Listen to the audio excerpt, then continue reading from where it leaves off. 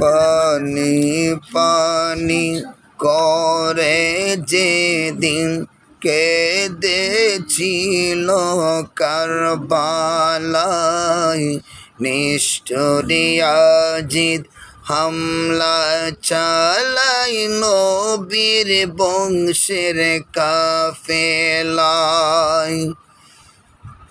এমন নিষ্ঠুরের কাজ দেখি না আর ভবেতে, মা ফাতেমার কান্দন আল্লাহ শুনল না জগতে, আল্লাহ শুনল না জগতে।